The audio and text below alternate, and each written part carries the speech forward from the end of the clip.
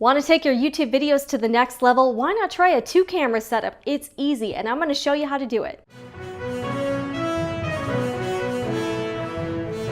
Hi, I'm ex-TV producer Jennifer Moore, your guide inside the media industry, and I've been making YouTube videos for about 3 years.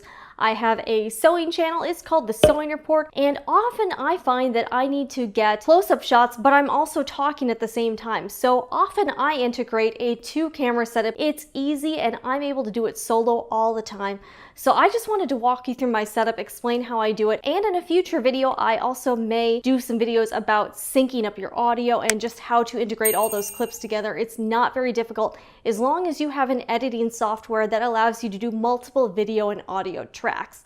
So first of all, the cameras I'm using are a Canon 80D and a Canon 70D. I've got 2 tripods. Atop of the Canon 80D, I've got a knockoff of the Rode Video Micro.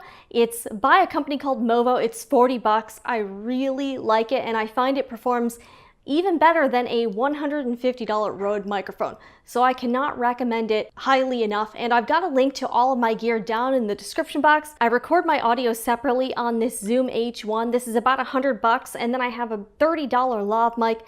This works fantastic, and I find I'm really able to get decent audio, and I'm able to clean it up in post using Audition and Adobe Premiere. So big fan of this setup. So normally I set up my Canon 80D. That's usually my wider shot or the establishing shot. And then I set up the Canon 70D alongside of it, or sometimes on top of my workstation. And that is my secondary camera. So it'll get like other perspectives. So right now it's getting the side of my head, or it will be getting a close-up of whatever sewing and crafting project I'm doing. Both of these cameras have convenient flip-out screens, so that when I'm in front of the camera, I can easily see what each camera is filming. And then I use this Canon remote so that I can start recording, and it will actually do both cameras, so I can start recording or stop recording. So this makes it a lot more convenient, especially when I'm like behind a table like this. I don't have to keep walking around to turn the cameras on and off.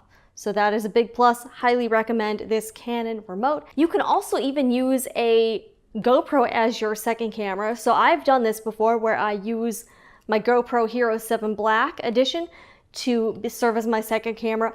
Anything, and you really don't need to worry too much about the audio on these cameras. Again, I could do a 3-camera setup if I wanted to. I really only care about the audio on my Zoom H1. The audio coming from my Canon 80D is kind of my like backup audio, but usually I find this has not failed me yet. With the cameras close by each other, I try to white balance to get as close as I can color-wise, but you can always fix it in post. And then I will try to start recording all of these at the same time, or as close to the same time as I can get. So now all of these things are rolling. I've got the Canon 80D rolling, the Canon 70D rolling, and my Zoom H1. So what do you do now to match things up? Okay, so this is an old trick a photographer taught me, and it's to clap. So I will clap a few times once I start rolling, and this will help you sync up all of your clips in post. So once you get this all done and all the footage is ingested, you can easily find those spots and then match it up pretty easy. But I like this setup because I don't have to go and get B-roll afterwards, and I know that whatever shots I'm taking of the close-up of, like, say, a sewing project, I know that it's matching up what I'm talking about, and I don't have to mix it up. Now, in certain situations, I will just do a single camera and then I'll get B-roll afterwards, or B-roll while I'm doing it. But if you're doing like a review, or if you're doing something that's kind of quick and it doesn't require a lot of time to shoot. I just did a demonstration of this rotary cutter for my sewing channel.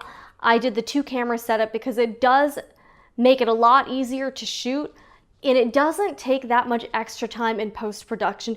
You just have to get all your clips matched up, and then you can decide at what point do you want your first camera or your second camera to have the primary shot. So it's a pretty easy setup, and I just wanted to show you what I do. I've also got these awesome lights, so they're also linked below, but just upgraded, and I'm a big fan. So that is how you achieve a 2-camera setup. I hope you found this video helpful. If you have any questions, drop them below in the comments.